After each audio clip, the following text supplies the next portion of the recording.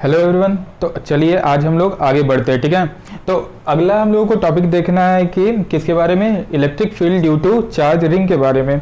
Last lecture में मैंने बताया हुआ था आप लोगों को किसके बारे में, electric field at any point due to ये चार्ज रॉड के बारे में, ठीक है, या वायर के बारे में। कोई भी चार्ज वायर दिया हुआ है तो उसके कारण किसी भी पॉइंट पे अगर हम लोगों को इलेक्ट्रिक फील्ड निकालना है तो कैसे फाइंड आउट हम लोग करते थे, ठीक है। उसका क्या कंक्लूजन था वो भी मैंने बताया हुआ था वहां पर, ठीक है।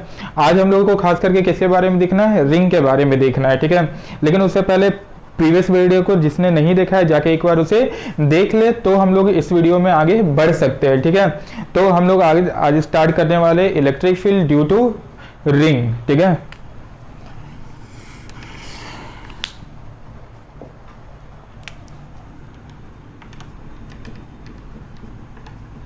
इलेक्ट्रिक फील्ड ड्यू टू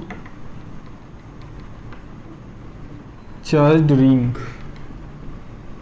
कोई चार्ज रिंग होगा और इसके कारण हम लोगों को क्या फाइंड करना है, इलेक्ट्रिक फील्ड फाइंड करना है किसी भी पॉइंट पे, ठीक है। तो चलिए कैसे हम लोग फाइंड कर सकते हैं इसे हम लोग देखते हैं, ठीक है। क्या क्या चीज इसमें हो सकता है, ठीक है। कुछ कंक्लूजन भी बताएंगे इसमें, ध्यान से समझिएगा। इससे भी टॉपिक आपका ये एडवांस में बनता है, ठीक है, एडवांस में बनेगा। और जेईई मेंस का भी इसका कुछ टॉपिक्स बनता है और बोर्ड में भी इसका ये डेरिवेशन आता है, ठीक है। तो ध्यान से इसे समझिएगा। Electric field due to charge ring क्या हो सकता है, गौर कीजिए।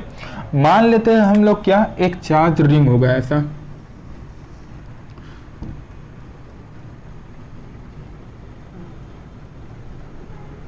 ये चार्ज रिंग होगा, क्लियर है जी। ये क्या है आपका, चार्ज रिंग है। इसको और थोड़ा ढंग से बना लेते हैं हम लोग।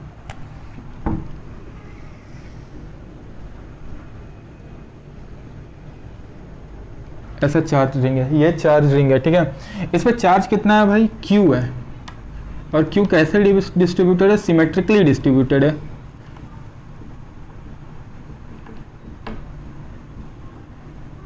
सिमेट्रिकली डिस्ट्रीब्यूटेड है मतलब ओवर द इसका फेरीफेरी डिस्ट्रीब्यूटेड है या सर्कमफेरेंस डिस्ट्रीब्यूटेड है, क्लियर है चीज। मतलब जो भी रिंग होगा ना, रिंग में पूरे बाउंड्री पे क्या डिस्ट्रीब्यूटेड है, चार्ज डिस्ट्रीब्यूटेड है और सिमेट्रिकली डिस्ट्रीब्यूटेड है। हर एक जगह इक्वल अमाउंट में चार्ज रहा हुआ अगर किसी भी एलिमेंट्री पार्ट को उठाते इस रिंग का, तो क्लियर है यहाँ तक। इसका मतलब ये होता है, आर दिया हुआ है, where r is the radius of ring. R क्या है, रेडियस है। किसका रेडियस है भाई, रिंग का रेडियस। चलिए यहाँ तक समझ में हम लोगों को आ रहा है, ठीक। तो गौर कीजिएगा यहाँ पे, इस चार्ज रिंग के कारण इसके एक्सेस पे जो पॉइंट रहा होगा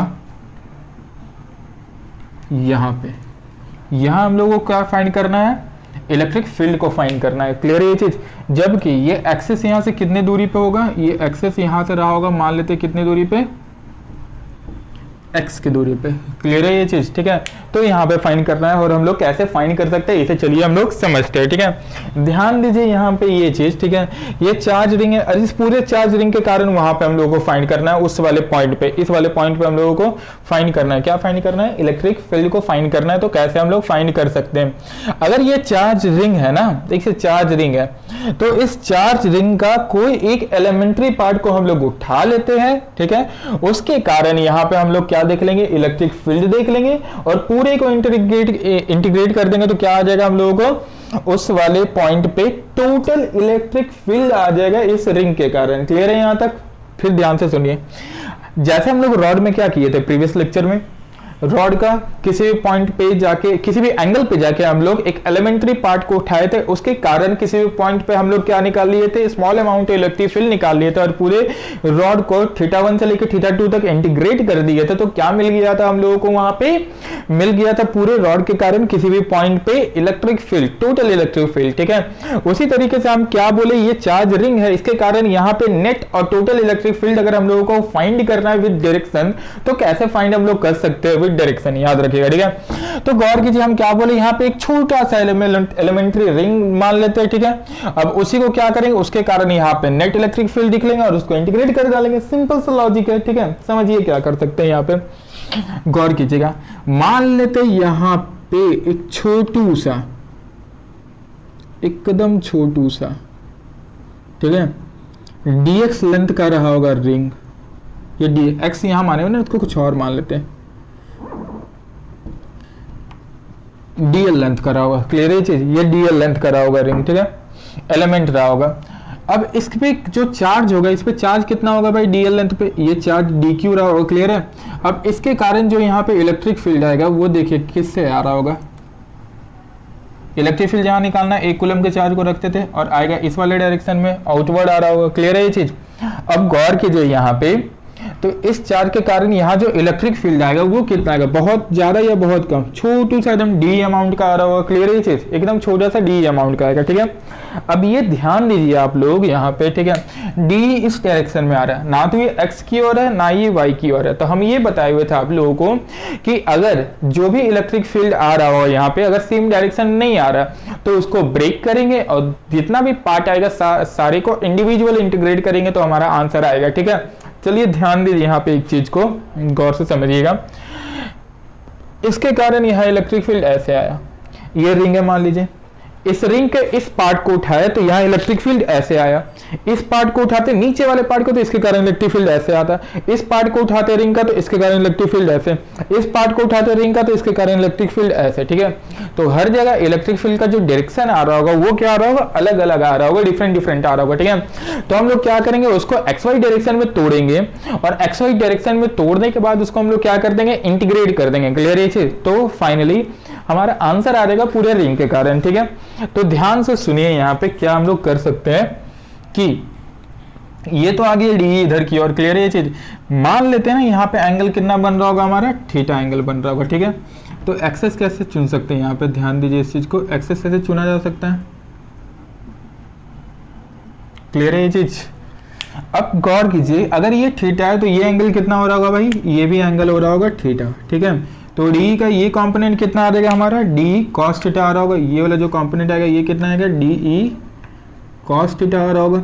सिमिलरली ये वाला जो कंपोनेंट आ रहा होगा क्या आ रहा होगा, ये डी ई साइन थीटा आ रहा होगा, डी ई साइन थीटा आ रहा होगा, क्लियर है ये चीज। डी क्या आ जाएगा हमारा, और साइन थीटा आ जाएगा, डी साइन थीटा आ जाएगा, ठीक है। इसको बोलना है अगर एक्स एक्सिस की ओर तो बोल सकते क्योंकि एक्स में जाके हम लोग निकाल रहे हैं इसलिए एक्स बोल दे रहे हैं, ठीक है। फर्दर इसको उल्टा कर देंगे तो वाई में चला जाएगा, ठीक है, उससे कोई उतना हम लोगों को अभी लेना देना नहीं है, ठीक है। तो इसको हम लोग बोल दे रहे हैं कितना रहा होगा आपका, डी ई एक्स रहा होगा, क्योंकि एक्स पे जाके लिमिट ले, ये एक्स पे जाके पॉइंट को ले रहे हैं इसलिए डी ई एक्स बोल दे रहे हैं इसको, और इसको क्या बोल दे रहे हैं, डी ई वाई बोल दे रहे हैं, ठीक है।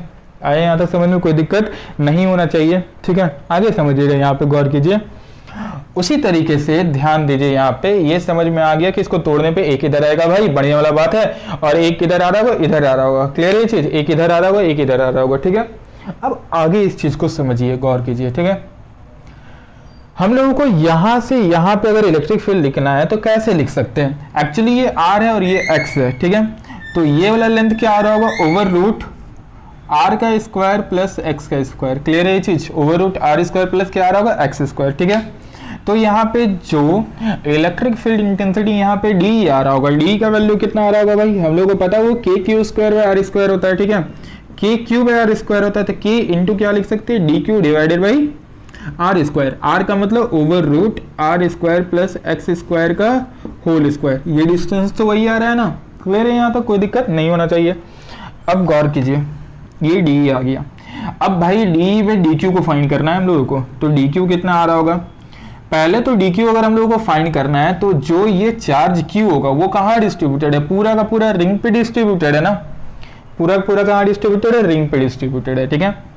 तो अगर हम लोगों को निकालना है यहाँ पे के लिए निकालना है अगर हम लोगों को क्या चीज, ये डी क्यू का वैल्यू, तो कैसे निकाल सकते हैं, ठीक। तो सबसे पहले हम लोगों को निकालना पड़ेगा चार्ज पर यूनिट लेंथ, मतलब अल्टीमेटली हम लोग ये बोल सकते हैं जो डी क्यू रहा होगा वो रहा होगा लैम्डा इंटू डीएल, कोई दिक्कत नहीं होना चाहिए, ठीक है, लैम्डा इंटू डीएल। लेकिन यहाँ लैम्डा नहीं दिया हुआ, चार्ज क्यू दिया हुआ, ठीक है। तो हम लोगों को पता है जो लैम्डा होता है वो क्या होता है, चार्ज अपॉन लेंथ, और लेंथ कितना है भाई टोटल इसका, फेरी सरकमफेरेंस कितना है इसका, 2 पाई आर है, क्लियर है ये चीज। तो यहाँ पे जो डी क्यू आ रहा होगा, डी क्यू का वैल्यू कितना आ रहा होगा, चार्ज अपॉन लेंथ मतलब 2 पाई आर, क्लियर है, इनटू डीएल, ये आ रहा होगा हमारा डी क्यू। आया यहाँ तक समझ में, charge upon 2 pi r into dl, ये क्या आ जाएगा हमारा, डी क्यू आ जाएगा, कोई दिक्कत नहीं। तो चलिए आगे बढ़ते, इस वाली चीज को उठा के हम लोग इसमें पुट कर देते हैं, ठीक है, तो हमारा डी निकल जाएगा, ठीक। चलिए पुट करके देखते हैं एक्चुअली क्या दिख रहा होगा हम लोगों को। तो जो यहाँ से डी ई दिख रहा होगा वो कितना दिख रहा होगा, k into q divided by 2 pi r into d l over root r square plus x square का होल स्क्वायर। यही कुछ आ रहा है, कोई दिक्कत नहीं होना चाहिए यहाँ तक, ठीक है। अब इसका होल स्क्वायर हटाएंगे तो ये रूट कैंसिल आउट हो जाएगा, मतलब क्या दिखेगा फाइनली, कि q divided by 2 pi r into d l और अंदर बचेगा r square plus x square, ठीक है। ऐसा ही कुछ दिख रहा होगा, रूट तो गया ना स्क्वायर से। चलिए ये आ गया डी का वैल्यू। हम लोग को इंटीग्रेट कहाँ करना है, एक्स वाला और वाई वाला दोनों को इंडिविजुअली इंटीग्रेट करना है। चलिए इंटीग्रेट करके देखते हैं फाइनल आंसर हमारा क्या आ रहा होगा, ठीक है। तो जो डी ई एक्स आ रहा होगा वो कितना आ रहा होगा भाई, वो आ रहा है हमारे डी कॉस थीटा। क्लियर है ये चीज। तो दोनों तरफ इंटीग्रेट करते तो डी ई एक्स का इंटीग्रेशन ई एक्स मिल जाएगा, मतलब net electric field along x axis मिल जाने हैं, ठीक है। और ये कितना आ जाएगा, गौर कीजिए यहाँ पे, ये आ जाएगा हमारा डी का वैल्यू अगर पुट कर दे तो k q divided by 2 pi r into d l divided by are square plus x square, यही कुछ इसका इंटीग्रेशन करना है, ठीक है। और कॉस थीटा है ना, कॉस थीटा, तो अगर इस वाली ट्राइंगल को ऑब्जर्व करें हम लोग ध्यान से तो कॉस थीटा निकल जाएगा। देखिए यहाँ पे ऐसा ही कुछ है ना ट्राइंगल, यही ट्राइंगल है, ये थीटा है हमारा और ये क्या दिया हुआ है हमारा, बेस दिया हुआ है, और ये हाइपोटेनस है over root r square plus x square. तो कॉस थीटा का वैल्यू कितना आ जाएगा हमारा, बेस बाय हाइपोटेनस मतलब x divided by over root r square plus x square. Clear है। तो यहाँ से ई अलोंग एक्स एक्सिस कितना आ जाएगा नेट हमारा, ये integration of k q divided by 2 pi r into x d l divided by, ये देखिए तो यहाँ रूट है, रूट मतलब पावर 1/2 और यहाँ कितना है 1, तो ऐड करेंगे यहाँ 1 प्लस इसका पावर 1/2, तो टोटल कितना आ जाना है 3/2 आ जाना है। Are square plus x square का पावर 3/2 आ जाएगा, दिक्कत कोई नहीं होना चाहिए। चलिए गौर कीजिए यहाँ पे, यहाँ तक हम लोगों को समझ में आ रहा है। अब बात आती है कि लिमिट कहाँ से कहाँ पुट करें। एक्चुअली हम लोग क्या लिए, ये जो यहाँ पे एलिमेंट्री लेंथ लिए है डीएल, डीएल एक्चुअली क्या है हमारा एलिमेंट्री लेंथ है, ठीक है। Where dl is the elementary length लिखना है तो लिख सकते हैं आप लोग, ठीक है। तो डीएल अगर आपका एलिमेंट्री लेंथ है तो उस चीज को इंटीग्रेट करेंगे तो पूरा फेरीफेरी को इंटीग्रेट करेगा, सर्कमफेरेंस को उसका इंटीग्रेट करेगा, ठीक है। तो जो लिमिट आएगा फेरीफेरी या सर्कमफेरेंस का वो 0 से कहां तक आएगा, 2 पाई आर तक आएगा, मतलब लिमिट हमारा जाएगा 0 से लेके 2 पाई आर, 0 से लेके 2 पाई आर, यहाँ 0 से लेके 2 पाई आर तक लिमिट जाना है। बढ़िया बात है, अच्छा बात है, समझ में आ गया, कोई दिक्कत नहीं है। तो ई अलोंग एक्स एक्सिस कितना आ रहा होगा भाई, के आ रहा होगा, क्यू आ रहा होगा डिवाइडेड बाई 2 आ रहा होगा, पाई आ रहा होगा, आर आ रहा होगा, एक्स आ रहा होगा, नीचे आ रहा होगा r square plus x square का पावर 3/2। देखिए बहुत बार कंफ्यूजन ये क्रिएट होता है ना कि ये एक्स जो है ये वेरिएबल है, ठीक है। और बहुत सारे स्टूडेंट ये क्या करते हैं, यहाँ पे एलिमेंट्री जो लेंथ लेना रहता है वो डीएक्स के टर्म्स में मान लेते हैं, तो पता ये चलता है फाइनली अगर वो डीएक्स के टर्म्स में माने तो यहाँ एक्स डीएक्स आ जाएगा, तो उसको इंटीग्रेट करके रख देते हैं आपका क्या एक्स स्क्वायर बाई 2, जो कि साफ साफ गलत होता है। क्यों, क्योंकि ये जो एक्स है, एक्स को तो हम लोग फिक्स कर दिए ना, यहां से ये डिस्टेंस फिक्स कर दिए एक्स, यहां से एक्स के दूरी पे जाके हम लोग पॉइंट ले रहे हैं, तो एक्स तो फिक्स है, मतलब एक्स तो कांस्टेंट है ना, इसीलिए एक्स कहां आ जाएगा बाहर, अंदर इंटीग्रेशन होगा डीएल एलिमेंट्री लेंथ का, कहां से कहां होगा 0 से लेके 2 पाई आर के लिए हो रहा होगा। क्लियर है चीज। और डायरेक्ट अगर इंटीग्रेट करना है तो भी हम लोग कर सकते हैं, ठीक है। डीएल का इंटीग्रेशन हम डायरेक्ट लिख देते हैं, ठीक है। ये डीएल है ना, तो डीएल का इंटीग्रेशन क्या हो जाएगा हमारा, यहाँ पे एल हो जाएगा और लेंथ 0 से लेके 2 पाई आर हो जाना है, कोई दिक्कत नहीं होना चाहिए, ठीक है। तो गौर कीजिए यहाँ पे 2 पाई आर माइनस 0 होगा तो ई अलोंग एक्स एक्सिस हम लोगों को कितना दिखेगा, k Q x divided by 2 pi r into are square plus x square का पावर 3/2 डॉट 2 पाई आर, यही कुछ दिख रहा होगा। 2 पाई आर से 2 पाई आर कैंसिल आउट होगा तो ई अलोंग एक्स एक्सिस कितना आ जा रहा है हमारा, k Q x upon are square plus x square का पावर 3/2। क्लियर है ये चीज। ये हमारा नेट इलेक्ट्रिक फील्ड आ रहा होगा, किधर की ओर आ रहा होगा, एक्स एक्सिस की ओर आ रहा होगा, ये आ रहा होगा net electric field along x axis, ये क्या आ रहा है हमारा नेट इलेक्ट्रिक फील्ड आ रहा है अलोंग एक्स एक्सिस, कोई दिक्कत नहीं है, ठीक है।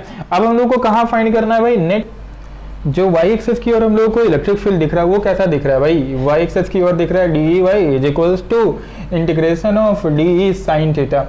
लेकिन यहाँ पे एक चीज ध्यान से आप लोग सोचिए, ठीक है, अगर हम वाई एक्सेस का बात करें, यहाँ पे अगर वाई एक्सेस का बात करें, ठीक है, तो गौर कीजिएगा यहाँ पे ये चीज को कि उसको इंटीग्रेशन करने से वैसा कोई बेनिफिट नहीं है। क्यों नहीं बेनिफिट है भाई, क्योंकि जैसा यहाँ एलिमेंट्री पार्ट डीएल उठाया तो इसके कारण अगर नीचे जा रहा है हमारा वाई एक्सेस में, सिमिलरली अगर यहाँ एलिमेंट्री उठाया तो इसके कारण इलेक्ट्रिक फील्ड ऐसे जाएगा, वो दो भाग में टूटेगा, एक ऊपर और एक इधर जाएगा। क्लियर है चीज, तो ये वाली चीज को कैंसिल कर देगा और नेट कहाँ आएगा, एक्स एक्सेस में आएगा। आया बात समझ में। उसी तरीके से जितना आपका वाई एक्सेस की ओर होगा ऐसे ऐसे इलेक्ट्रिक फील्ड गया। क्लियर है, इसका दो कंपोनेंट हुआ, एक आया एक्स एक्सेस की ओर दो और ऐसे वाई एक्सेस की ओर, तो वाई वाले एक दूसरे को क्या कर देगा, काउंटर बैलेंस कर देगा, और सिर्फ किधर होगा आपका एक्स एक्सेस की ओर होगा नेट इलेक्ट्रिक फील्ड। आया बात समझ में, नेट इलेक्ट्रिक फील्ड सिर्फ और सिर्फ किधर होगा, एक्स एक्सेस की ओर होगा। उसी तरीके से अगर साइड वाला अगर उठाया जाए तो ये ऐसे जाएगा। क्लियर है ये चीज, इसका दो कंपोनेंट उठेगा, एक ऐसे और एक ऐसे, ठीक है, तो इधर वाला कंपोनेंट एक दूसरे को बैलेंस करेगा और नेट एक्स एक्सिस की ओर होगा। ठीक है, मतलब जो भी यहाँ नेट इलेक्ट्रिक फील्ड आएगा वो किधर आएगा, एक्स एक्सिस की ओर। तो हम लोग यहाँ डायरेक्ट लिख सकते हैं बिना माथा खराब किए कि ई वाई जो होगा अलोंग, मतलब net electric field along y axis जो हो रहा होगा वो कितना हो रहा होगा भाई, वो आ रहा होगा हमारा 0। कोई दिक्कत यहाँ तक नहीं होना चाहिए। क्लियर है यहाँ तक। तो चलिए हम लोग आगे बढ़ते हैं, ठीक है, और इसको अच्छे से समझते हैं। ठीक है, एक बार डेरिवेशन को हम फिर से बता दे रहे हैं क्या हम लोग किए। देखिए रिंग के कारण हम लोगों को किसी पॉइंट पे क्या फाइंड करना है, इलेक्ट्रिक फील्ड को फाइंड करना है। तो सबसे पहले क्या किया हम लोग, एलिमेंट्री पार्ट को उठा लिया। एलिमेंट्री पार्ट के कारण वहां पे हम लोग देख लिए कितना इलेक्ट्रिक फील्ड आ रहा है, जो कि हम लोग क्या बोल दिए इसको, डी बोल दिए। ठीक है, एलिमेंट्री पार्ट पे चार्ज कितना रहा होगा आपका, डीक्यू चार्ज रहा होगा। डीक्यू चार्ज को हम लोग कैसे फाइंड कर सकते हैं, डीक्यू को हम लोग बोल सकते हैं लैम्डा इंटू क्या रहा होगा, डीएल। लेकिन यहाँ पे लैम्डा दिया हुआ नहीं है, वो चार्ज दिया हुआ, तो हम लोग चार्ज के टर्म्स में लिखेंगे, लैम्डा को रिप्लेस कर देंगे इन टर्म्स ऑफ चार्ज। ठीक है, तो लैम्डा को क्या लिख सकते हैं हम लोग, क्यू बाई 2πr लिख सकते हैं, इंटू क्या रहा होगा हमारा, डीएल रहा होगा। ठीक है, अब जो डी आ रहा है भाई, डी कितना आएगा यहाँ पे, क्यू का डीक्यू का वैल्यू पुट करेंगे तो कुछ ये लिखा हमारा डी। ठीक है, अब डी जैसे ही पता चल गया तो हम लोग को पता है अलोंग वाई एक्सिस और along x axis electric field कितना है, along x axis d cos theta और along y axis d sin theta. Clear है यहाँ तक। तो डी cos थीटा को अगर इंटीग्रेट करें तो फाइनली ये मिला हम लोग को। लेकिन बाद में हम लोग को देखने को ये समझ में आया, ठीक है, अगर ढंग से इस वाले चीज को फील किए तो ये फीलिंग आया कि यहाँ पे जो भी नेट इलेक्ट्रिक फील्ड होगा वो सिर्फ और सिर्फ किधर होगा, एक्स एक्सिस की ओर होगा। नेट वाई वाला क्या आ रहा है, 0 आ रहा है हमारा एक कंप्लीट रिंग के कारण। एक कंप्लीट रिंग के कारण नेट वाई क्या आ रहा है, 0 आ रहा है। ठीक है, तो इसलिए डायरेक्ट उसको हम लोग क्या लिख दिए, नेट वाई क्या आ रहा होगा, 0 आ रहा होगा। आए यहां तक समझ में। चलिए इस वाली चीज को और हम लोग समझते हैं और हम थोड़ा सा आप लोगों को फील करवाते हैं और कुछ कंक्लूजन बताते हैं। ठीक है, ध्यान से इसे समझिएगा। इसको हम पहले हटा रहे हैं पूरे फिगर को।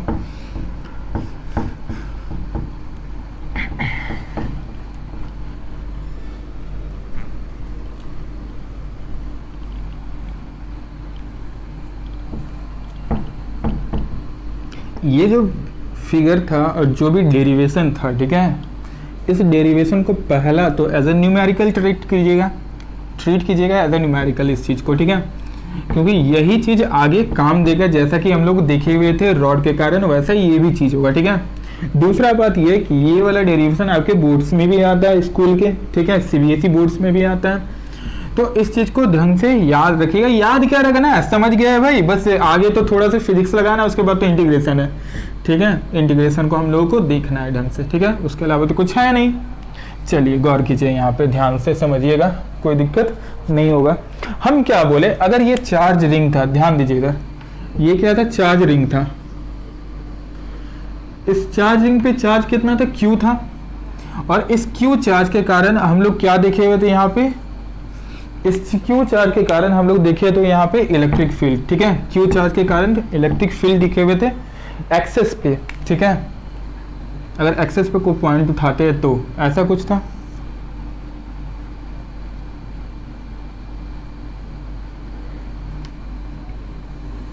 ऐसा ही कुछ था ना।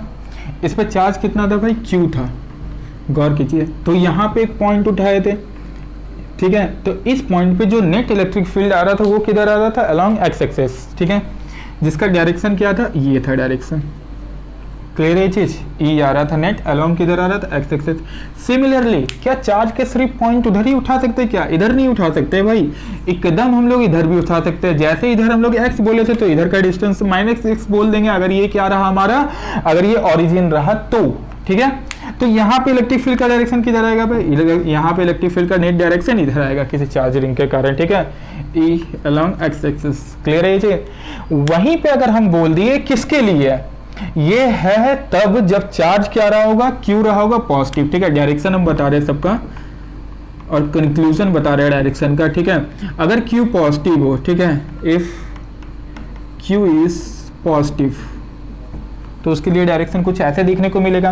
दूसरा केस, अगर हम बोले Q जो है ना हमारा, Q जो है वो क्या हो भाई, वो नेगेटिव हो, तो उसके कारण क्या होगा, कोई जरूरी तो नहीं है कि जो चार्ज है वो पॉजिटिव ही होगा, वो चार्ज नेगेटिव भी तो हो सकता है। बहुत सारे क्वेश्चन में जो चार्ज है ना, चार्ज ना देके लैम्डा भी दे सकता है, तो लैम्डा पॉजिटिव या लैम्डा नेगेटिव भी बोल सकता है, ठीक है। तो लैम्डा और चार्ज में ज्यादा कुछ झमेला नहीं है। अगर लैम्डा के टर्म्स में बोले तो कोई और ज्यादा वो आसान बन जाता है, जबकि चार्ज के टर्म्स में बोले तो हम लोग लैम्डा को रिप्लेस करेंगे Q बाई लेंथ से, और जो भी लेंथ होगा वहां पुट कर देंगे, ठीक है। जैसे इस वाले केस में इसका फरी फरी था 2πr, गौर कीजिए, अगर -Q डाले, ठीक है, तो इसके कारण इलेक्ट्रिक फील्ड, पहले थोड़ा सा फील करवाते हैं आप लोगों को, फिर हम ये समझाते हैं। जरा सोचिए, इसके कारण इलेक्ट्रिक फील्ड का डायरेक्शन ऐसे जाएगा, इधर की ओर, इधर की ओर, जो कि वहां पे ऐसे जा रहा था पॉजिटिव चार्ज के कारण, इसके कारण इधर जाएगा। तो इसका दो कंपोनेंट आएगा, एक इधर आएगा और एक इधर आएगा। फिर से वाई वाला काउंटर बैलेंस होगा, नेट किधर आ जाएगा, इधर की ओर, ठीक है, इधर की ओर, ठीक है। उसी तरीके से अगर यहाँ पे पॉइंट उठाया जाए तो इस वाले पॉइंट के कारण नेट इलेक्ट्रिक फील्ड का डायरेक्शन किधर आ रहा होगा, हमारा एक्स एक्सिस में ही आ रहा होगा, लेकिन इधर की ओर आ रहा होगा, ठीक है, E along x axis, E along x axis, कोई दिक्कत नहीं होना चाहिए, ठीक है। ये कब का है भाई, ये केस 1 था। केस 2 में हम लोग क्या बोल सकते हैं, if Q is negative. Clear है ये चीज, ठीक है। तो यहाँ जो डायरेक्शन देखने को मिला, हम लोग डायरेक्शन क्या बोल सकते हैं, किधर है, away from the center of a ring, away from the center of the ring। Clear है चीज। और इसका डायरेक्शन किधर है, towards the center, towards the centre, ठीक है। अवे फ्रॉम द सेंटर है ऊपर वाले का, अवे फ्रॉम द सेंटर का मतलब अगर ये मान लीजिए हम ऐसे मान लीजिए हम रिंग है, ठीक है। अगर रिंग है तो इस वाले पॉइंट पे इलेक्ट्रिक फील्ड का डायरेक्शन इधर और इस वाले पॉइंट पे इलेक्ट्रिक फील्ड का डायरेक्शन इधर, ठीक है। जब जो रिंग है वो पॉजिटिवली चार्ज हो, ठीक है। जब रिंग क्या है, नेगेटिवली चार्ज है, तो उसका डायरेक्शन इधर की ओर, सेंटर की ओर आएगा। क्लियर है ये चीज, कोई दिक्कत नहीं होना चाहिए मेरे हिसाब से, ठीक है। आए यहाँ तक समझ में। और ऐसे बोल सकते हैं, ठीक है, अगर पॉजिटिवली चार्ज है तो सेंटर से इलेक्ट्रिक फील्ड बाहर निकल रहा होगा, और नेगेटिवली चार्ज है तो सेंटर की ओर इलेक्ट्रिक फील्ड आ रहा होगा। क्लियर है यहाँ तक, आगे बढ़ते हैं हम लोग, ठीक है। ये समझ में आ गया, तो इसका ग्राफ अब हम लोगों को देखना है, जो कि बहुत ही स्टैंडर्ड और इंपॉर्टेंट ग्राफ होता है, ठीक है, समझिएगा। अगर हम लोग ध्यान से सोचे तो चार्ज रिंग के कारण, ठीक है, चार्ज रिंग के कारण जो हमारा इलेक्ट्रिक फील्ड आ रहा था वो किधर आ रहा था, अलोंग एक्स एक्सिस आ रहा था। और अलोंग एक्स एक्सिस कितना आ रहा था, ठीक है, ये याद रखने वाली बात आती है यहाँ। बढ़िया, फिर से समझते हैं।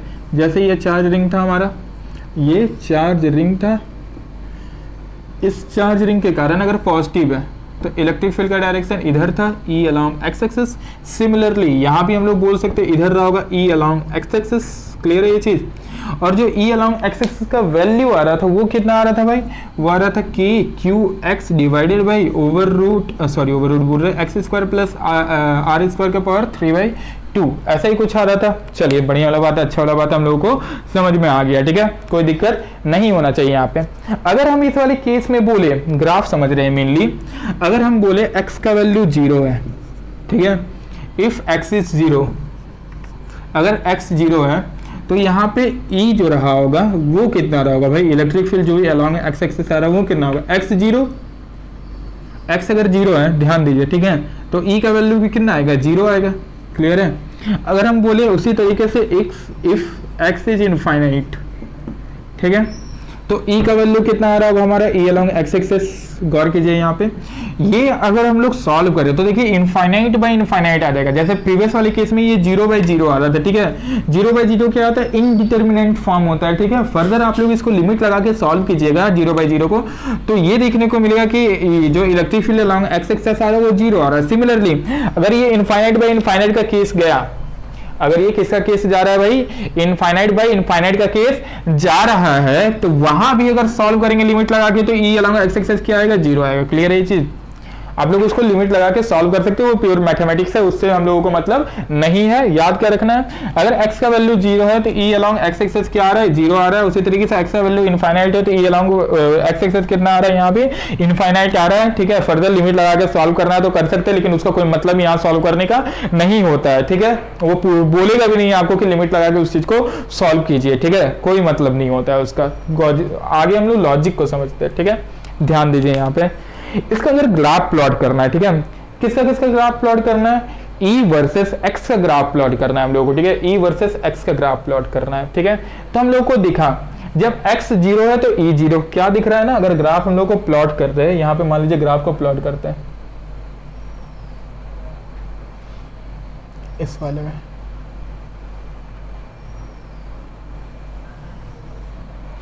तो यहाँ तो ये देखने को मिल रहा है अगर E 0 तो X 0, ठीक है, ये हमारा X एक्सेस होगा। क्लियर है ये चीज, और ये क्या रहा होगा, E रहा होगा, ठीक है, जो कि अलोंग X एक्सेस है, E अलोंग X एक्सेस। क्लियर है यहाँ तक। तो जब E X का वैल्यू 0 है, 0 कहाँ रहा होगा, X यहाँ पे, तो इलेक्ट्रिक फील्ड भी कितना मिल रहा है, 0 मिल रहा है। लेकिन जैसे x का वैल्यू इनफाइनाइट कर दिए तो भी इलेक्ट्रिक फील्ड क्या मिल रहा है, 0, मतलब 0 से स्टार्ट हो रहा है, 0 पे ही खत्म हो रहा है, ठीक है। इसका मतलब ये समझ में आ रहा होगा, यहां से स्टार्ट हुआ और यहां पे कहीं जाके खत्म हो रहा है यहीं पे, तो ये स्ट्रेट लाइन तो होगा नहीं, क्योंकि बीच में जो इलेक्ट्रिक फील्ड है वो एग्जिस्ट कर रहा होगा अगर x का वैल्यू 0 से इनफाइनाइट के बीच में कुछ भी ले रहे हैं तो, ठीक है। मतलब इतना फील आ रहा हो कि यहां 0 और इनफाइनाइट के बीच में ग्राफ जो हमारा है वो कहीं ऊपर कर्व उठ रहा होगा। क्लियर है चीज, क्योंकि हम लोग को देख ली उस वाली चीज से, जबकि E का वैल्यू 0 आ रहा है, X का वैल्यू 0 आ रहा है, तो इलेक्ट्रिक फील्ड भी 0 आ रहा है। लेकिन जब X का वैल्यू इनफाइनाइट कर दिया तब भी इलेक्ट्रिक फील्ड का वैल्यू 0 है, तो ग्राफ तो स्ट्रेट लाइन नहीं होगा। वो कहां से देखने को मिला कि कुछ अगर यहाँ पे X का वैल्यू को पुट कर रहे हैं तो बीच में कुछ तो वैल्यू मिल रहा है ना, अदरवाइज ये स्ट्रेट लाइन होता तो हर समय E 0 रहता, जो कि तो नहीं दिख रहा है हम लोग को, कहीं यहाँ पे इलेक्ट्रिक फील्ड एग्जिस्ट कर रहा है। सवाल ये समझ में आया आप लोगों को, ठीक है। तो अब क्वेश्चन अराइज होता है कितना एग्जिस्ट कर रहा है, ठीक है, और कहां पे वो कितना एग्जिस्ट करेगा, इसे समझते हैं, ठीक है। मतलब ये फील आना चाहिए आप लोगों को, कर्व जो है बीच में कहीं उठ रहा होगा, मतलब ऐसे कर्व उठा होगा उसके बाद ये 0 गया होगा, ठीक है। अब बीच में जो वो कर्व उठ रहा होगा तो मैक्सिमम वैल्यू इलेक्ट्रिक फील्ड का कितना आ रहा होगा उस समय, ठीक है, और कहां पे आ रहा होगा मैक्सिमम वैल्यू, ठीक है। तो गौर कीजिए, हम लोगों को अगर इसका मैक्सिमम वैल्यू निकालना है तो मैक्सिमम वैल्यू कैसे निकाल सकते हैं, हम लोगों को पता है अगर किसी का भी मैक्सिमम वैल्यू निकालना है तो मैक्सिमम वैल्यू निकालने का तरीका होता है कि उसको डबल डिफरेंशिएट करके, किससे डबल डिफरेंशिएशन उसका क्या आना चाहिए, आपका मैक्सिमम मिनिमा से सिंपली हम लोग फाइंड करते हैं। क्लियर है चीज, ये हम लोग पढ़े हुए थे पहले भी, ठीक है। तो इसका मैक्सिमम मिनिमा देख लेते हैं, मतलब इसका डिफरेंशिएशन 0 के बराबर करना है हम लोगों को और कुछ नहीं, ठीक है। मैक्सिमम वैल्यू निकालना है, किस पॉइंट पे निकालना है, तो पॉइंट पे हम लोग कैसे, अगर मैक्सिमम प्रूफ करना रहता है, ठीक है, तो D2 हम लोग जो डबल डिफरेंशिएशन आता था इस वाली चीज का, और हम लोग ऐसे बोल सकते हैं D2E/dx² जो आएगा वो हमारा क्या आना चाहिए, लेस देन 0 आना चाहिए, तो मैक्सिमम मिलेगा, ग्रेटर देन 0 आएगा तो मिनिमम मिलेगा। आया बात समझ में, ऐसा कुछ कंडीशन आता था। अगर वो पॉइंट निकालना है तो कैसा पॉइंट हम लोग निकालते थे, इसका सिंगल डिफरेंशिएशन है, मतलब DE/dx का वैल्यू किससे इक्वेट करेंगे हम लोग, 0 से इक्वेट करेंगे, जो सॉल्व करने पाएगा वो हमारा पॉइंट निकलेगा, उस पॉइंट पर मैक्सिमम वैल्यू मिल रहा होगा। तो सिंगल डिफरेंशिएशन करके इसका हम लोग किससे इक्वेट करते थे, 0 से इक्वेट करते थे, क्योंकि हम लोग को ये पता है यहाँ पे कहीं मैक्सिमम मिल रहा होगा, ठीक है, कोई दिक्कत नहीं होना चाहिए मेरे हिसाब से, ठीक है। तो गौर कीजिए यहाँ पे, ध्यान दीजिएगा, समझिएगा इस चीज को, ठीक है, कि इसका डिफरेंशिएशन अगर हम लोग कर रहे हैं DE along x axis by dx equals to क्या रहा होगा हमारा, 0 रहा होगा, मतलब k d ऑफ k, इसको ऐसे लिखते ज्यादा अच्छा रहेगा, d of k q x upon r² plus x² का पावर 3/2, ठीक है, ये इक्वल्स टू 0 रहेगा अगर इसको x के रिस्पेक्ट में डिफरेंशिएट कर रहे तो, ठीक है। क्लियर है ये चीज। अब यहाँ पे ध्यान दीजिए, इसका डिफरेंशिएशन करना है ना, यहाँ क्यू क्या है, कांस्टेंट था, इसको इधर भेज देंगे तो 0 हो जाएगा। x के रिस्पेक्ट में डिफरेंशिएट कर रहे तो x वेरिएबल होगा हमारा, ठीक है। तो यहाँ पे इस चीज को ढंग से ऑब्जर्व कीजिए, अगर इसका डिफरेंशिएशन करें हम लोग तो कैसे कर सकते हैं, ठीक है। इस वाली चीज को ऐसे लिख सकते हैं कि अगर आप लोगों को प्रॉब्लम ना हो तो, ठीक है, हम इसका डिफरेंशिएशन करना है तो ऐसे लिखते हैं x dot 1 by are square plus x square का पावर 3/2, क्लियर है ये चीज, इक्वल्स टू 0। आया तो समझ में। देखिए ये किसके फॉर्म में आ गया, u इंटू वी के फॉर्म में आ गया। अब हम लोग को पता है, यहाँ पे हम लिख दे रहे हैं u इंटू वी का जो डिफरेंशिएशन आता था वो क्या आता था, u डॉट v का डिफरेंशिएशन क्या आता था, u को छोड़ते थे v का डिफरेंशिएशन करते थे, प्लस v को छोड़ते थे u का डिफरेंशिएशन करते थे, यही कुछ होता था, एक को छोड़े दूसरा का डिफरेंशिएशन मारते थे हम लोग, ठीक है। चलिए करना स्टार्ट करते हैं, इस वाले को छोड़ते हैं पहले, ठीक है। तो क्या हम लोग को दिखेगा 1 by are square plus x square का पावर 3/2, x का डिफरेंशिएशन 1 डॉट। अब किसको छोड़ेंगे, पहले तो इस वाले को छोड़े प्लस इस वाले को छोड़े पहले हम लोग, ठीक है। अब किसको छोड़ देंगे, x को छोड़ देंगे, क्लियर है ये चीज। अब किसको छोड़ देंगे हम लोग, x को छोड़ देंगे। तो x को छोड़ देंगे तो इस वाले का डिफरेंशिएशन क्या आएगा भाई, ये ऊपर जाएगा तो -3/2 आ जाएगा, ठीक है। पावर कहाँ आता है, सामने आता है, तो -3/2 हो जाएगा। इस पूरे का डिफरेंशिएशन क्या होगा भाई, ऊपर देखिए ये एक्चुअली x का पावर n का डिफरेंशिएशन क्या होता है, nx to the power n-1, power सामने आ जाता है और एक माइनस होता है, ये ऊपर गया तो पहले क्या हो गया -3/2 कहाँ आ गया, सामने, और उसमें -1 करेंगे, ठीक है। तो -3/2 -1 कितना हो जाएगा, -5/2, ठीक है। अब -5/2 में से ऊपर -5/2 आया वो कहाँ आ जाएगा, नीचे आ जाएगा, ठीक है। या फिर अगर फर्दर लिखना है तो लिख सकते हैं हम लोग ऐसे, R square plus x square का जो पावर आएगा वो कितना आएगा, -5/2 आएगा, कोई दिक्कत नहीं है। डॉट, इस पावर का जो डिफरेंशिएशन कर दिए, अब चेन रूल से हम लोग क्या करेंगे, अंदर वाले का डिफरेंशिएशन करेंगे, ठीक है। तो आर क्या हमारा कांस्टेंट, तो कांस्टेंट का डिफरेंशिएशन 0 और एक्स स्क्वायर बचा, एक्स स्क्वायर का differentiation 2x dot 2x, clear है यहाँ तक, कोई दिक्कत नहीं। चलिए आगे बढ़ते हैं हम लोग। इक्वल्स टू क्या रहा होगा, 0, आया समझ में। ध्यान से अगर हम लोग सोचे, ठीक है, तो गौर कीजिए यहाँ पे इस वाली चीज को नीचे भेजेंगे, -5/2 को नीचे भेजेंगे तो क्या दिखेगा हम लोग को, यहीं पे हम लिख दे रहे हैं आप लोग, ठीक है, समझिएगा इस चीज को, 1 by are square plus x square का पावर 5/2, ठीक है। अब गौर कीजिए यहाँ पे, ठीक है, ये 2 से ये 2 कैंसिल आउट होगा, ऊपर बच जाएगा -3x²। इन दोनों से कॉमन क्या ले लेंगे हम लोग, 3/2 को कॉमन ले लेते हैं बाहर, ठीक है। तो यहाँ पे दिख रहा होगा 1 by are square 1 divided by are square plus x square का पावर 3/2, क्लियर है ये चीज। अंदर क्या बच रहा होगा यहाँ पे 1 minus 3x square divided by, अब 5/2 में से 3/2 चला गया तो कितना बच रहा होगा, 2/2 बच रहा होगा, कैंसिल आउट करने पे 1 आ जाएगा, ठीक है। Are square plus x square बच रहा होगा, ठीक है, इक्वल्स टू 0, यही कुछ बच रहा होगा ना फाइनली। इसको भी इधर भेजेंगे तो कितना आ जाएगा हमारा, 0 आ जाएगा, ठीक है। उस वाली चीज को भी इधर भेजेंगे तो क्या आ जाएगा, 0। हम ऊपर सॉल्व करते हैं, ग्राफ फर्दर सॉल्व बना लेंगे हम लोग, ठीक है।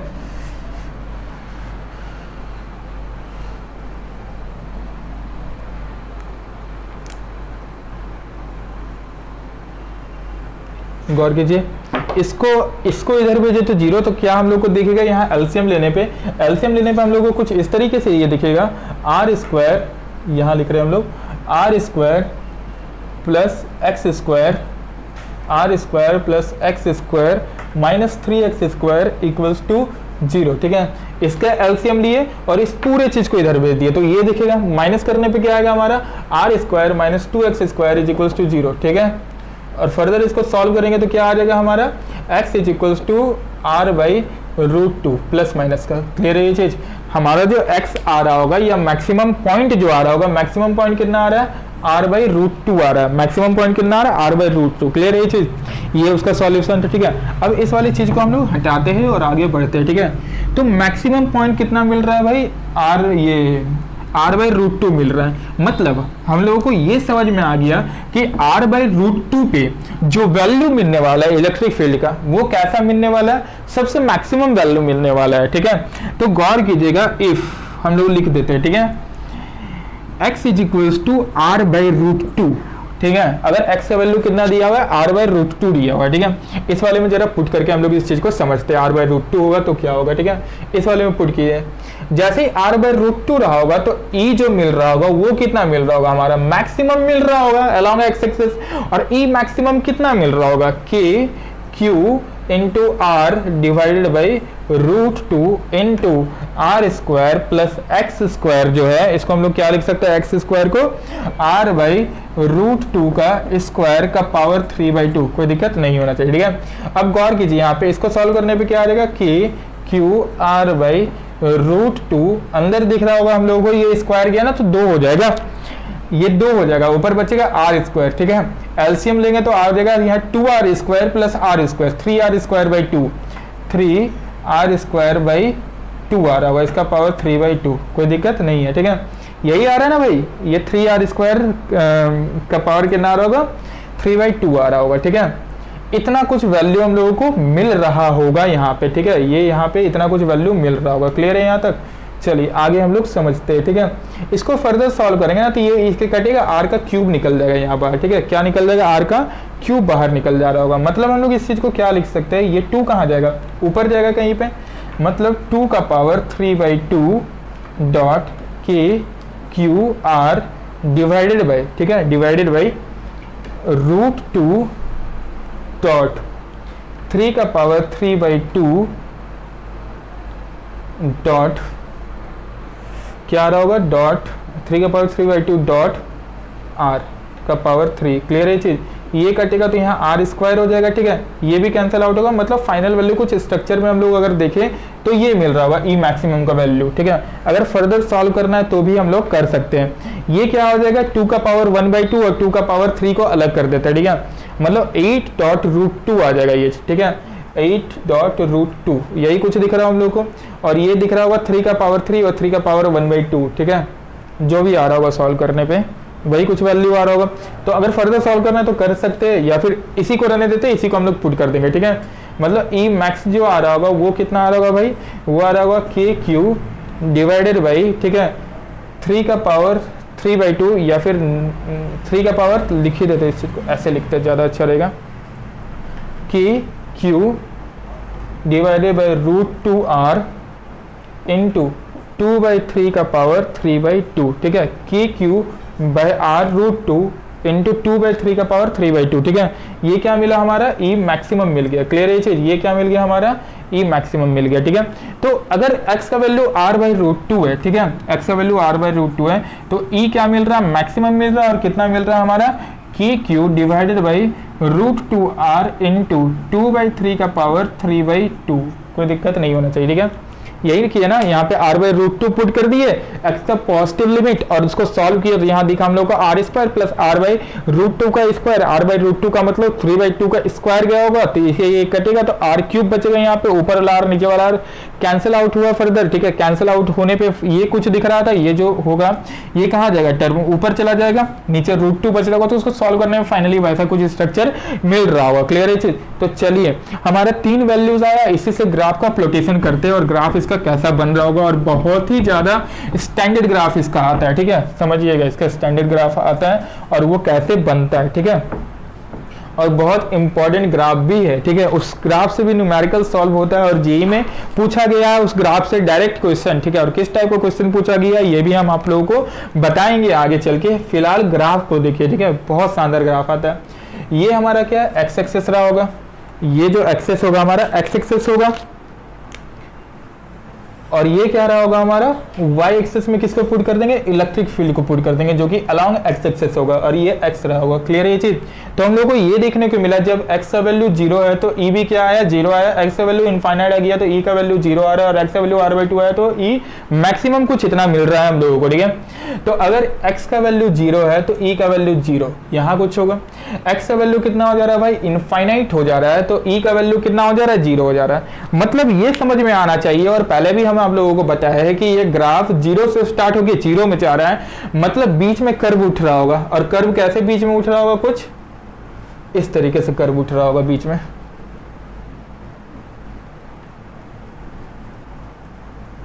क्लियर है। और ये फर्दर 0 कहां हो रहा होगा, इनफाइनाइट पे फर्दर 0 हो रहा होगा, ठीक है। ये समझ में आ रहा होगा आप लोगों को। फर्दर ये इनफाइनाइट में जाके 0 हो रहा होगा। सिमिलरली जैसे कर्व इधर उठा है तो x का पॉजिटिव वैल्यू के लिए कर्व उठ रहा है, तो हम लोग देखे थे x का नेगेटिव वैल्यू के लिए भी उठ रहा था, मतलब x का पॉजिटिव r/2 पे उठ रहा था तो x का नेगेटिव r/2 पे उठ रहा था, ठीक है। देखिए तो उसका कैसा आ रहा होगा ग्राफ r/√2 के लिए नेगेटिव का, वो कर्व ऐसे चल रहा होगा कुछ, क्लियर है। मतलब x का जो पॉजिटिव वैल्यू रहा होगा कितना रहा होगा r/√2, r/√2, तो ये कर्व मिल रहा होगा। सिमिलरली जब x का नेगेटिव वैल्यू रहा होगा तो कितना मिल रहा होगा, तो भी ये कर्व मिल रहा होगा। यहाँ कितना रहा होगा, x का वैल्यू जो रहा होगा ये माइनस का r/√2 होगा, क्लियर है। यहाँ तक माइनस का r/√2 रहा होगा। अब गौर कीजिए इस पे मैक्सिमम वैल्यू हम लोगों को कितना मिल रहा है, मैक्सिमम वैल्यू ई मैक्स मिल रहा है, जो कि हम लोग फाइंड किए थे, डायरेक्ट हम यहाँ पे लिखते हैं ई मैक्स मिल रहा होगा, क्लियर है जी। ये बहुत ही स्टैंडर्ड ग्राफ होता है जो कि हम लोगों को r/√2 पे ई मैक्सिमम मिल रहा है, तो सिमिलरली इधर r/√2 पे इधर ही मैक्सिमम मिलेगा। फर्दर ये जो नेगेटिव और पॉजिटिव आ रहा है वो डायरेक्शन को शो करेगा कि एक इधर जा रहा है तो एक इधर जा रहा है, ठीक है। अगर इस वाले डायरेक्शन को हम लोग पॉजिटिव कंसीडर किए तो ये वाला डायरेक्शन हमारा क्या हो रहा होगा, नेगेटिव हो रहा होगा। कोई दिक्कत नहीं होना चाहिए मेरे हिसाब से। मतलब r/√2 पे मैक्सिमम मिलेगा, r/√2 के इधर आए तो हम लोग को मैक्सिमम नहीं मिलेगा, मैक्सिमम से कुछ कम मिलेगा, और r/√2 से आगे किए तो भी हम लोगों को कुछ कम मिल रहा होगा। कोई दिक्कत यहाँ तक नहीं होना चाहिए। आया बात समझ में। इस पूरे ग्राफ को ढंग से नोट करें, बहुत ही इंपॉर्टेंट और स्टैंडर्ड ग्राफ होता है, ठीक है। इसके बाद हम लोग फर्दर कुछ न्यूमेरिकल की ओर बढ़ेंगे, ठीक है। चलिए समझाते हैं इस चीज को, इस पे कुछ न्यूमेरिकल वगैरह भी आता है, उसे समझते हैं, ठीक है। इसको हम हटाते हैं, न्यूमेरिकल एक बताते हैं आप लोगों को। बहुत ही स्टैंडर्ड और अच्छा न्यूमेरिकल पूछा गया है, ठीक है। कहाँ पूछा गया है, वो जी में पूछा गया है, ठीक है। समझिएगा इधर की ध्यान से। अब क्या न्यूमेरिकल पूछा गया ये हम आप लोगों को समझा देते हैं, ठीक है। ध्यान दीजिएगा, इसको हटाते हैं पहले।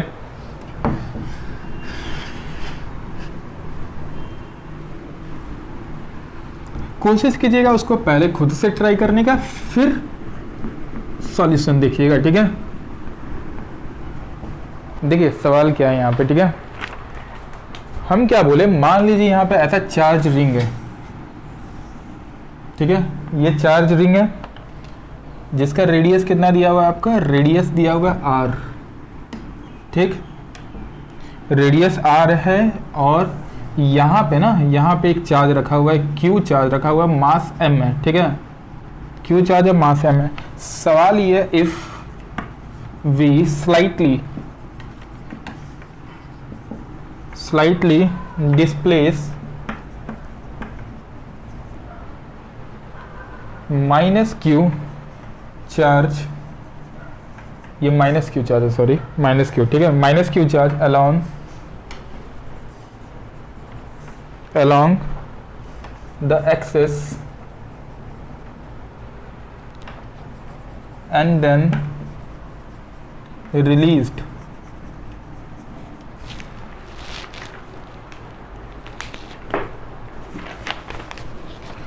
एक्सेस के अलॉन्ग उसको क्या करा गया, डिस्प्लेस करा गया स्लाइटली और फिर रिलीज कर दिया गया है, ठीक है।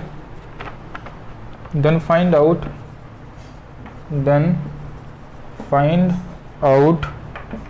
the time period of oscillation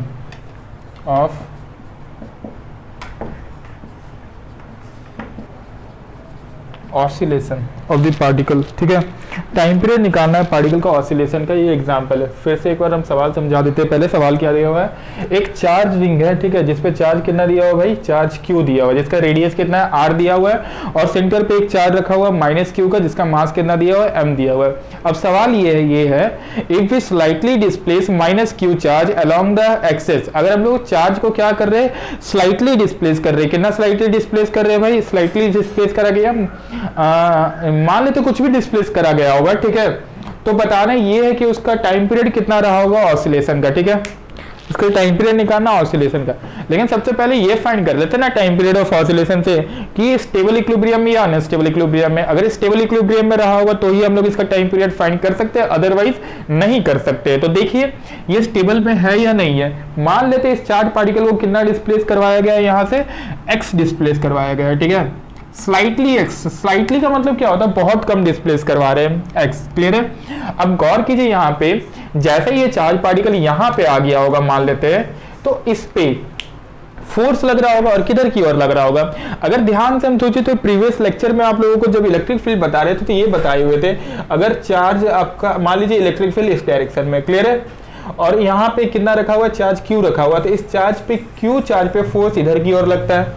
similarly अगर हम बोले इस पे चार्ज माइनस क्यू रखा हुआ है तो इस पे फोर्स किधर लगता है, opposite to the direction of electric field. ये समझाए हुए थे कैसे, यहाँ प्लस क्यू चार्ज होता था, यहाँ माइनस क्यू चार्ज होता था, प्लस क्यू से इलेक्ट्रिक फील्ड निकलता था, माइनस क्यू पे टर्मिनेट करता था, तो पॉजिटिव पॉजिटिव चार्ज रिपेल करता था, तो उसका डायरेक्शन भी किधर होता था, along the line joining of the electric field, clear है ये चीज। और ये किधर आता था आपका, opposite to the electric field. आया समझ में, ऐसा कुछ। तो गौर से हम लोग सोचे इस चीज को ना ध्यान से, तो रिंग के कारण जो इलेक्ट्रिक फील्ड का डायरेक्शन आता है वो किधर आता है, इधर की ओर आता है, सारा इधर की ओर।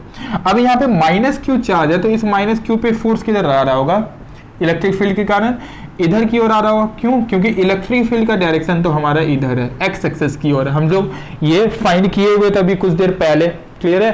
तो ध्यान से इधर एक चीज देखिएगा, जो इलेक्ट्रिक फील्ड रहा होगा एक्स के दूरी पे, ठीक है, जो इलेक्ट्रिक फील्ड रहा होगा एक्स के दूरी पे, वो कितना रहता है भाई इलेक्ट्रिक फील्ड, हम लोग को पता है इलेक्ट्रिक फील्ड कितना आता है, ठीक है। इलेक्ट्रिक फील्ड जो आता है हमारा वो आता था K Q x upon are square plus x square का पावर 3/2, इतना ही कुछ आता था, K Q x upon are square plus x square का पावर 3/2, क्लियर है। तो जो इस पे फोर्स लग रहा होगा, फोर्स कितना आ रहा होगा इसे हम लोग समझते हैं। जो फोर्स आ रहा होगा हम लोग को पता है फोर्स क्या आता है, ई डॉट क्यू आता है, क्लियर है, फोर्स ये आता है, ठीक है। तो अगर हम लोग इस पे नेट फोर्स का बात करें तो नेट फोर्स यहाँ पे इकलौता लग रहा होगा। सबसे पहले ये स्टेबल होगा या अनस्टेबल इक्विलिब्रियम होगा। हम लोग को दिखा कि जो इस पे फोर्स लग रहा होगा इधर लग रहा होगा, फोर्स ऑफ इलेक्ट्रोस्टैटिक्स, इधर ही ना लग रहा होगा क्योंकि इलेक्ट्रिक फील्ड इधर है, तो माइनस क्यू पे फोर्स इधर लग रहा होगा, ठीक। अगर माइनस क्यू पे फोर्स इधर लग रहा है तो वो कहाँ जा रहा है, फिर से मीन पोजीशन की ओर जा रहा है, इसका ये मीन पोजीशन है, तो ये स्टेबल इक्विलिब्रियम है। स्टेबल इक्विलिब्रियम है तो हम लोग फाइंड कर सकते हैं, क्या फाइंड कर सकते हैं, इसका टाइम पीरियड। तो जो नेट फोर्स रहा होगा वो नेट फोर्स को कैसे लिखते हैं, याद कीजिए, F is equals to minus K X के कंसेप्ट में ये जाएगा। नेट फोर्स जो आएगा फॉर ऑसिलेशन, ये क्या होता है, F is equals to minus K X, तो माइनस एफ जो रहा होगा वो कितना रहा होगा, ई कितना है भाई, k Q x upon are square plus x square का power 3/2 dot q, charge particle, इतना ही कुछ लग रहा होगा ना। ई डॉट क्यू ही तो फोर्स आता था हमारा, या और कुछ आता था, वही आता था, कोई दिक्कत नहीं। अब गौर कीजिए, अकॉर्डिंग टू क्वेश्चन हम लोग क्या बोल सकते हैं यहाँ पे, अकॉर्डिंग टू क्वेश्चन ये बोला जा सकता है कि जो एक्स है वो बहुत छोटा था आर से, ठीक है, बोल दिया ना, स्लाइटली डिस्प्लेस कर रहे हैं। और ऑब्वियस सा बात है, अगर हम लोग को टाइम पीरियड निकालना रहता था तो ये उस पार्टिकल को स्लाइटली डिस्प्लेस करते थे तो बहुत छोटा होगा, तो एक्स स्क्वायर तो महा छोटा होगा आर स्क्वायर से, क्लियर है। तो आर स्क्वायर के सामने एक्स स्क्वायर को क्या हम लोग नेगलेक्ट कर सकते हैं, हाँ कर सकते हैं भाई, नेगलेक्ट आराम से। तो जब एक्स स्क्वायर को नेगलेक्ट कर देंगे तो हम लोग क्या दिखेगा, ये वाला टर्म तो जीरो हो जाएगा ना। तो जो एफ नेट आ रहा होगा, एफ नेट का वैल्यू क्या आ रहा होगा हमारे यहाँ पे, एफ नेट का वैल्यू आ रहा होगा यहाँ से माइनस के क्यू डिवाइडेड बाई आर का पावर, देखिए 2 का तो पावर कितना आ जाएगा 3 इंटू एक्स, क्लियर है ये चीज, ऐसा ही कुछ आ रहा होगा। इसको कंपेयर किया जाए किससे, F is equals to minus K X से, तो जहां पे की का वैल्यू क्या आएगा, ये पूरा टर्म आएगा। तो जो टाइम पीरियड आएगा, टाइम पीरियड क्या होता है, T is equals to 2 pi over root M by K, ठीक है। टाइम पीरियड जो आएगा ये क्या आएगा, 2 pi over root mass into R का cube divided by K Q, कोई दिक्कत नहीं होना चाहिए, ठीक है। यही हमारा क्या आ रहा होगा, टाइम पीरियड ऑफ ऑसिलेशन आ रहा होगा। इंपॉर्टेंट क्वेश्चन है, इसे नोट करें और याद रखिए, क्वेश्चन को ट्विस्ट करने के लिए और या अच्छा बनाने के लिए उसका मिश्रण जो है वो एसएचएम से करेगा ही करेगा, और एसएचएम जहां घुसा है तो क्वेश्चन बहुत ही अच्छा निखर के बाहर आता है, ठीक है। तो इस चीज को अच्छे से नोट करें और समझे। नेक्स्ट क्वेश्चन की हम लोग बढ़ते हैं, ठीक है। अगला सवाल क्या है, अगला सवाल पूछा हुआ है, बहुत ही स्टैंडर्ड है, समझिए।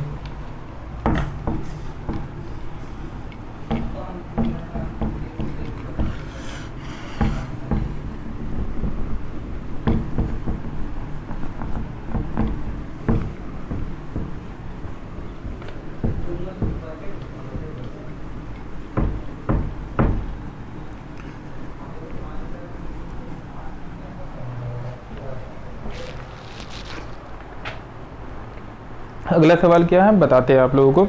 हम क्या बोले यहाँ पे सवाल में क्या दिया हुआ है, नेक्स्ट एग्जाम्पल ये दिया हुआ है कि ये एक रिंग है,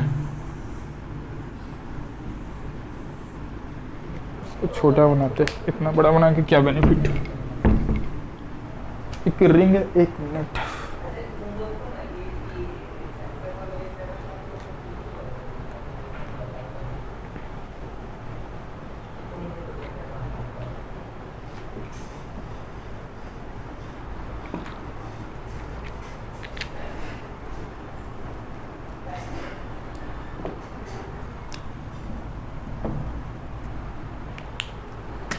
सवाल ये दिया हुआ है, ध्यान दीजिएगा इधर। ये एक रिंग है, ठीक,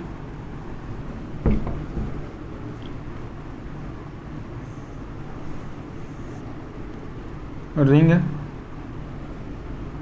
ये रिंग का एक्सेस होगा, क्लियर है।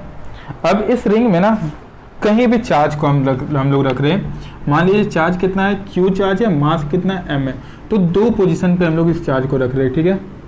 पहले कहाँ रख रहे हैं हम लोग, इस वाले पोजीशन पे, जो कि रिंग के एक्सेस से कितने पे, सेंटर से कितने की दूरी पे होगा, ये रिंग के सेंटर से ये दूरी होगा आपका x1, क्लियर है। उसके बाद ये कहाँ रखा हुआ है, रिंग के सेंटर से x2 की दूरी पे रखा हुआ है, यहाँ पे दो पोजीशन पे रख रहे हैं, क्लियर है। तो हम ये पूछे, बताइए कि कौन सा स्टेबल इक्विलिब्रियम पोजीशन होगा, कौन सा अनस्टेबल इक्विलिब्रियम पोजीशन होगा, क्लियर है। कौन सा स्टेबल इक्विलिब्रियम वाला पोजीशन होगा, कौन सा अनस्टेबल इक्विलिब्रियम वाला पोजीशन होगा। x1 वाला स्टेबल इक्विलिब्रियम होगा, अनस्टेबल इक्विलिब्रियम होगा, या x2 वाला स्टेबल इक्विलिब्रियम होगा, अनस्टेबल इक्विलिब्रियम होगा, ठीक है।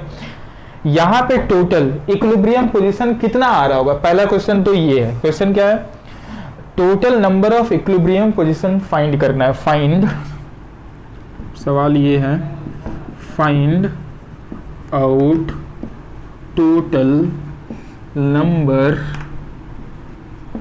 Of equilibrium position. पहला सवाल है कितना नंबर ऑफ इक्विलिब्रियम पोजीशन आ सकता है, ठीक है।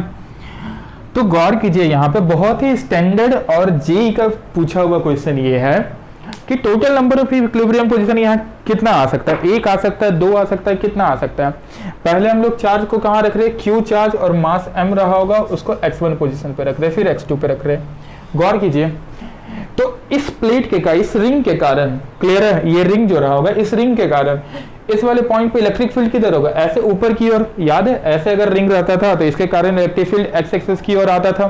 सिमिलरली अगर ये रिंग है तो इसके कारण इलेक्ट्रिक फील्ड का डायरेक्शन ऊपर रहा होगा, ये रहा होगा हमारा direction of electric field lines, clear है।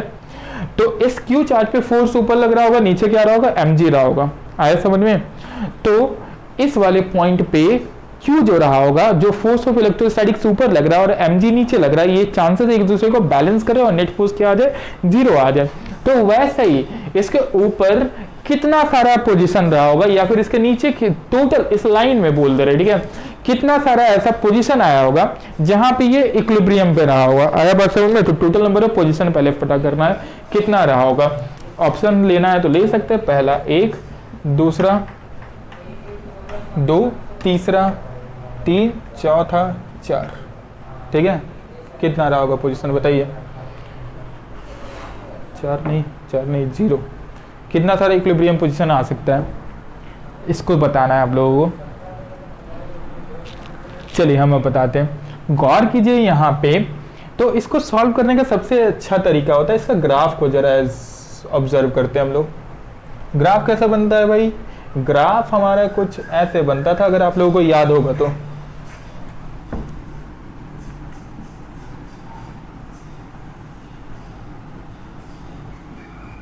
ऐसे कुछ ग्राफ बनता था, क्लियर है।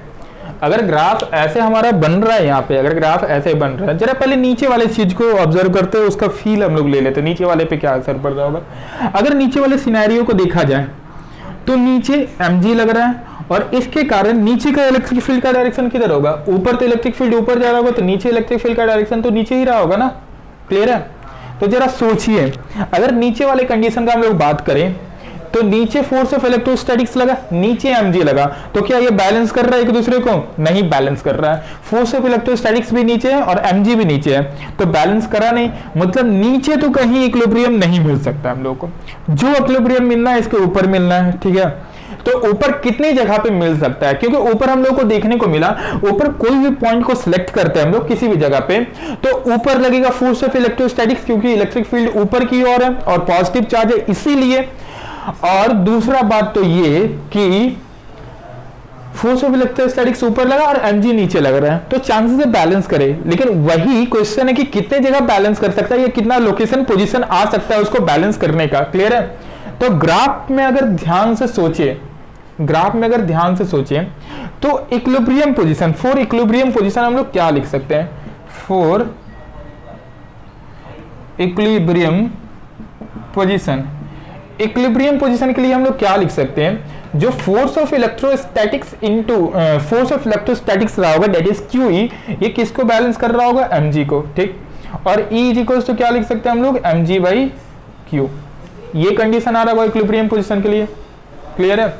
अब गौर कीजिए यहां पे ध्यान से, तो इलेक्ट्रिक फील्ड जो है, इलेक्ट्रिक फील्ड आया mg बाई q, आया यहां तक समझ में? मतलब अगर इलेक्ट्रिक फील्ड हम लोगों को देखा जाए किसी भी पोजीशन के लिए, मान लेते हैं इस x1 पे इलेक्ट्रिक फील्ड देखें हम लोग, जो कि यहां से दूरी x1 है, तो x1 पे इलेक्ट्रिक फील्ड क्या मिल रहा होगा? मान लेते हैं हमारे इलेक्ट्रिक फील्ड ये मिला E, और E का वैल्यू कितना आ जा रहा है? mg बाई q आ रहा होगा। मान लेते हैं इस वाले पॉइंट पे मिल गया x1 पे, ठीक है। तो अगर ध्यान से देखा जाए तो E का वैल्यू जो mg बाई q आया है, ये हमारा और एक जगह यहां भी तो मिल रहा होगा ना सेम वैल्यू। जरा ध्यान से देखिए, तो ये x1 पे अगर मिल रहा है, जो E का वैल्यू है वो कितना आ जा रहा है? mg बाई q आ रहा है, मतलब mg जो भी रहा होगा उससे चार्ज को डिवाइड करेंगे तो हम लोगों को इलेक्ट्रिक फील्ड मिल जाएगा। अब जरा सोचिए, यहाँ पे हर जगह क्या electric field mg by q होगा? नहीं, हर जगह electric field mg by q हो ही नहीं सकता है। अब क्यों नहीं हो सकता है? क्योंकि अगर और इसको थोड़ा सा एनालाइज करा जाए तो रिंग के कारण इलेक्ट्रिक फील्ड जो आता था, रिंग के कारण इलेक्ट्रिक फील्ड कितना आता था भाई? वो आता था रिंग के कारण इलेक्ट्रिक फील्ड का value KQX divided by over root R square plus x square का पावर 3/2, ठीक है। देखिए ये इलेक्ट्रिक फील्ड x पे डिपेंड कर रहा है, x पे डिपेंड कर रहा है। क्लियर है ये चीज? तो ये E का जो वैल्यू है mg बाई q मिल सकता है, ठीक है। अब हर जगह नहीं मिल सकता है, कितनी जगह मिलेगा तो ही बैलेंस होगा। ये E का वैल्यू mg बाई q जो है वो हर जगह तो मिल नहीं सकता है। अब क्वेश्चन अराइज होता है कितनी जगह मिल सकता है? जितनी जगह वो मिल रहा होगा उतनी जगह बैलेंस कर रहा होगा, तभी वहां नंबर ऑफ पोजीशन या लोकेशन हम लोगों को पता चलेगा। अब गौर कीजिए, हम लोग को देखने को ये मिला, मान लेते इस कर्व में यहाँ मैक्सिमम वैल्यू जो भी आ रहा होगा E का, मैक्सिमम वैल्यू जो भी आ रहा होगा E का, ठीक है, उसमें mg बाई q इस वाले पॉइंट पे मिला। मैक्सिमम से तो कम ही रहा होगा, जो भी मैक्सिमम वैल्यू रहा होगा उससे तो कम रहा होगा ना कोई जनरल पॉइंट के लिए। ध्यान दीजिए, इधर गौर कीजिएगा। तो अगर हम लोग इस चीज को ढंग से सोचें तो E का वैल्यू mg बाई q मान लेते हैं यहां पे मिला है। क्लियर है? तो इसका पोजीशन क्या रहेगा? अगर इसका इक्विवेलेंट पोजीशन देखा जाए तो ये x1 आ रहा होगा, साथ में दूसरा पोजीशन x2 भी तो मिल रहा होगा ना हम लोगों को। दूसरा पोजीशन क्या मिल रहा होगा हम लोगों को? x2 भी मिल रहा होगा। आया बात समझ में? मतलब टोटल नंबर ऑफ पोजीशन यहाँ पे कितना हो सकता है? इतना समझ में आ गया, 2 हो सकता है। एग्जैक्ट ये क्वेश्चन नहीं था, ये तो हम क्वेश्चन काउंटर कर दिए आप लोगों को। एग्जैक्ट जे में क्या क्वेश्चन करा गया था ये हम बताते हैं आप लोगों को। क्लियर है? तो ये टोटल नंबर ऑफ पोजीशन आप लोगों को फील आना चाहिए, कितना मिल रहा है? 2 मिल रहा है, क्योंकि सेम इलेक्ट्रिक फील्ड 2 पोजीशन के लिए मिल रहा है। देखिए ना, सेम इलेक्ट्रिक फील्ड 2 पोजीशन के लिए मिला है, x1 और x2 के लिए मिल रहा है। क्लियर है ये चीज? Same electric field that is mg by q। आए यहां तक समझ में? अब टोटल कंडीशन ही हम बता सकते हैं क्या क्या होता है। हम बोले यहां पे केस 1, केस 1 में क्या बोले?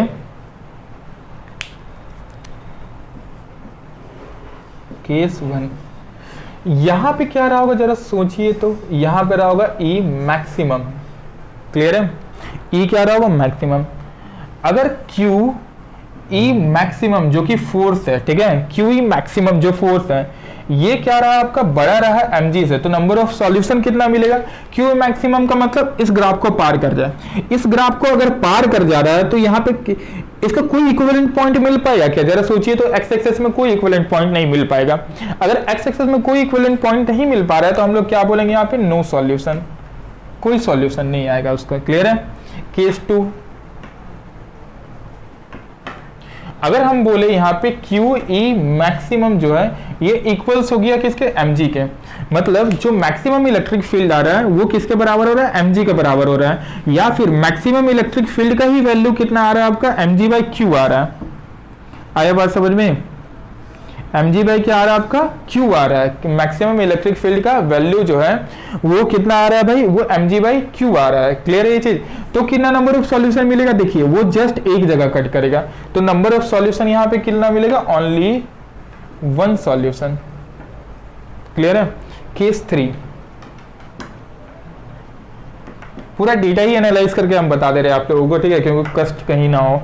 क्यू ई मैक्सिमम का जो वैल्यू है ये लेस देन रहा है mg से, ठीक है, क्यू ई मैक्सिमम का जो वैल्यू है ये लेस देन रहा है mg से, मतलब ई मैक्स का वैल्यू जो है mg से कम है, ई मैक्स का वैल्यू mg से कम है, तो कितना सॉल्यूशन, mg ई मैक्स का वैल्यू mg से कम, मतलब ये ग्राफ इसके नीचे रहा होगा, और इसके नीचे अगर रहा होगा तो ध्यान दीजिए कितना नंबर ऑफ सॉल्यूशन मिल रहा है, हम लोग को दिखा यहाँ पे 2 सॉल्यूशन मिल पाता है, 2 सॉल्यूशन मिल पाएगा, ठीक है, 2 सॉल्यूशन मिल पाएगा। फिर से एक बार बता रहे, केस 1 हम लोग क्या बोल सकते हैं, अगर क्यू ई मैक्सिमम जो आ रहा है इलेक्ट्रोस्टैटिक फोर्स उसका वैल्यू बढ़ा रहा है mg से, मतलब इस पॉइंट के ऊपर चला जाएगा ई मैक्स के ऊपर, तो नंबर ऑफ सॉल्यूशन कुछ नहीं मिल रहा है क्योंकि ग्राफ ही नहीं है भाई, तो क्या मिलेगा। अगला, अगर क्यू ई मैक्सिमम का वैल्यू mg के बराबर रहा, मतलब इसी पॉइंट पे बैलेंस कर रहा होगा, और कितना सॉल्यूशन मिल रहा होगा, only 1 solution, only 1 solution. Clear है ये चीज। अगर क्यू ई मैक्सिमम का वैल्यू कम रहा mg से तो इसके नीचे आ जाते हैं, तो नीचे देखिए तो कहां, किसी भी ई फिक्स के लिए 2 जगह ग्राफ कट कर रहा है, मतलब 2 पोजीशन मिल सकता है x1 और x2, मतलब यहां तक तो हम लोग को सवाल में ये समझ में आ गया कि टोटल नंबर ऑफ पोजीशन जहां पे ये हो सकता है स्टेबल इक्विलिब्रियम में, वो कितना रहा होगा आपका, 2 रहा होगा। आया बात समझ में, इतना तो समझ में आ रहा कि 2 रहा होगा, ठीक है। अब कौन सा स्टेबल इक्विलिब्रियम रहा होगा और कौन सा अनस्टेबल इक्विलिब्रियम रहा होगा, इसे हम लोग समझते हैं, क्योंकि हम लोग को 2 इक्विलिब्रियम पोजीशन तो मिला भाई 2, अब कौन सा स्टेबल इक्विलिब्रियम होगा या कौन सा अनस्टेबल इक्विलिब्रियम होगा ये फाइंड करना है, ठीक है। और यही जेई का क्वेश्चन था, समझिए। इस वाले को हम हटा रहे जरा सा, इस वाले पोर्शन को हटाते चलिए।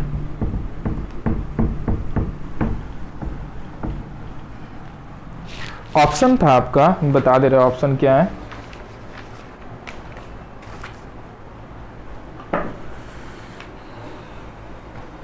ऑप्शन कुछ ऐसा दिया गया था,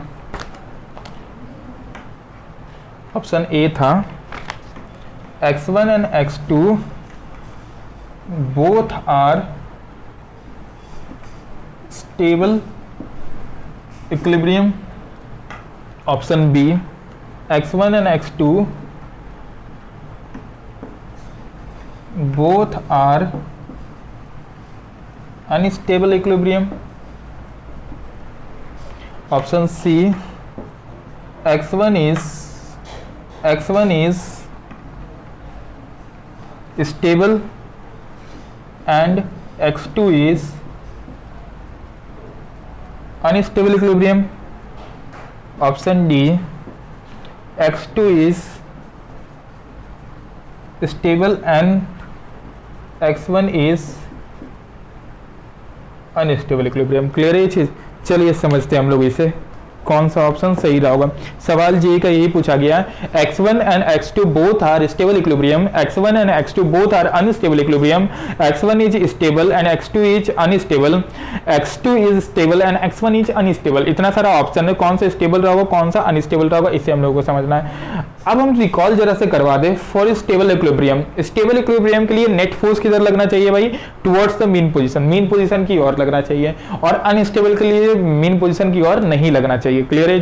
देख लेते कहां पे हमारा स्टेबल इक्विलिब्रियम मिल रहा होगा और कहां पे हमारा अनस्टेबल इक्विलिब्रियम मिल रहा होगा। चलिए हम आप लोगों को जरा सा ये समझा दे, ठीक है। तो अगर कर्व पे गौर करें हम लोग, ठीक है, तो x1 के अगर अब स्टेबल अनस्टेबल फाइंड करना तो कैसे फाइंड करते थे, पार्टिकल को हम लोग हल्का से डिस्प्लेस करवाते थे। तो मान लेते हैं ना पार्टिकल को x1 से हल्का से ऊपर डिस्प्लेस करवाया, ठीक है, हल्का से एकदम ऊपर डिस्प्लेस करवा के देखते हैं, पार्टिकल को हल्का से क्या करवा के देखते हैं हम लोग, ऊपर डिस्प्लेस करवा के देखते हैं। ध्यान से समझिएगा, ठीक है, पार्टिकल को x1 से हल्का से ऊपर डिस्प्लेस करवा के देखते हैं, ठीक है। तो पार्टिकल को अगर हल्का से ऊपर डिस्प्लेस करवा रहे हैं तो ये देखिए ऊपर डिस्प्लेस करवाने का मतलब ई को हल्का से बढ़ाए हम लोग। अब ई बढ़ाने का मतलब क्या हो रहा है, गौर कीजिए, तो यहाँ पे यहाँ इलेक्ट्रिक फील्ड बढ़ रहा है। इलेक्ट्रिक फील्ड बढ़ने का मतलब ऊपर वाला फोर्स क्या हो रहा है, बढ़ रहा है। अगर ऊपर वाला फोर्स बढ़ रहा है मतलब ये नेट उसको कहां ले जाना चाहेगा, ऊपर ले जाना चाहेगा। आया बस समझ में। अगर वो उसको ऊपर ले जा रहा होगा मतलब ये स्टेबल रहा होगा या अनस्टेबल इक्विलिब्रियम में रहा होगा, ठीक है, ऊपर ले जा रहा है। जबकि इसका मीन पोजीशन किधर है, मीन पोजीशन तो इसका इधर है, मीन पोजीशन तो ये रहा होगा ना, इसके अबाउट ये एसएचएम कर रहा होगा। अगर एसएचएम कर रहा होगा तो ऑब्वियस सा बात है, क्लियर है, ये पॉइंट या सेंटर ही मीन पोजीशन रहा होगा। जो प्रीवियस क्वेश्चन में हम लोग देखे हुए थे वो मीन पोजीशन के अबाउट क्या कर रहा था, एसएचएम। ऐसा कुछ सर्कल था, नेगेटिव चार्ज था, मीन पोजीशन के अबाउट क्या कर रहा है, वो एसएचएम कर रहा है। तो हम लोग को देखने को यहाँ ये मिला कि हल्का सा अगर ऊपर डिस्प्लेस करवा रहे हैं तो इलेक्ट्रिक फील्ड जो है वो बढ़ रहा है या घट रहा है, x1 से जरा सा आगे ले गए हम लोग, ठीक है। तो x1 से जरा सा आगे हम लोग ले जा रहे हैं तो इलेक्ट्रिक फील्ड हम लोग को कर्व में बढ़ता हुआ नजर आया, ठीक है। अगर इलेक्ट्रिक फील्ड बढ़ रहा होगा आगे की ओर, ध्यान दीजिए, अगर इलेक्ट्रिक फील्ड क्या कर रहा होगा, ऊपर बढ़ रहा होगा। तो अगर इलेक्ट्रिक फील्ड बढ़ रहा है मतलब ऊपर वाला फोर्स ज्यादा हुआ। अगर ऊपर वाला फोर्स ज्यादा हो रहा है मतलब नेट फोर्स किधर आएगा, पहले देखिए स्टेबल में ऊपर ई किसको बैलेंस कर रहा होगा, mg को। जैसे ही ऊपर ई बढ़ गया इस वाले कंडीशन के लिए, x1 के लिए, तो एफ नेट कितना आ रहा होगा भाई, एफ नेट आ रहा होगा ऊपर की ओर। क्लियर है ये चीज। दूसरा assumption, जैसे x2 पे जाए मतलब x1 जो रहेगा वो स्टेबल रहेगा या अनस्टेबल रहेगा, वो मीन पोजीशन की ओर तो नहीं आ रहा है, मतलब वो कहां रहा होगा आपका, वो रहा होगा आपका अनस्टेबल में। मतलब अनस्टेबल वाला कहां आया भाई, x1, ये वाला x1 रहा होगा अनस्टेबल में, मतलब ये वाला तो ऑप्शन गया और दूसरा ये भी गया, बचा ये दोनों, ये दोनों, इन दोनों में देख लेते हैं क्या होगा भाई। x2 पे आते हैं। अब पार्टिकल को x2 से जरा सा ऊपर डिस्प्लेस करवाओ तो भाई क्या होगा, अगर पार्टिकल को x2 से जरा सा हल्का से आगे डिस्प्लेस करवा रहे हैं, देखिए x2 से और पोजीशन बढ़ा रहे हैं तो इलेक्ट्रिक फील्ड क्या हो रहा है, घट रहा है। अगर इलेक्ट्रिक फील्ड घट रहा है इस इक्विलिब्रियम पोजीशन के बाद, ठीक है, ऊपर ई रहा होगा, नीचे क्या रहा होगा, mg रहा होगा, तो दो जगह बैलेंस कर रहा था x1 और x2 पे। तो x1 पे हम लोगों को क्या मिला, अनस्टेबल मिला, जबकि x2 पे हम लोगों को क्या मिल रहा है, स्टेबल मिल रहा है। अगर हम लोग ढंग से इस चीज को सोचे तो क्यों, क्योंकि ऊपर वाला क्या चीज क्या हो रहा है, कम हो रहा है, तो एफ नेट क्या आ रहा होगा, नीचे आ रहा होगा। अगर एफ नेट नीचे आ रहा होगा मतलब x2 कहाँ रहा होगा आपका, स्टेबल में रहा होगा, क्योंकि नेट फोर्स नीचे आ रहा है, मतलब x2 रहा होगा स्टेबल में और x1 रहा होगा अनस्टेबल में, तो ऑप्शन डी करेक्ट होगा। आया बात समझ में। बहुत ही सुंदर और लाजवाब क्वेश्चन है, ठीक है, इस वाले को आप लोग नोट करें, ठीक है, और लिख दे क्वेश्चन कैसा है, महा इंपॉर्टेंट, ठीक है, लॉजिकल क्वेश्चन है, प्योर लॉजिकल क्वेश्चन है, वो पूछा गया ये जेईई में, ठीक है। इस वाली चीज को आप लोग ढंग से पूरा अच्छे से समझे और पूरे चीज को ढंग से नोट आउट करें, ठीक है, या फिर हम जैसे बोले हुए जो वर्डिंग्स यूज किए हुए उसको पूरे को ढंग से लिख ले आप लोग हिंदी में, ठीक है।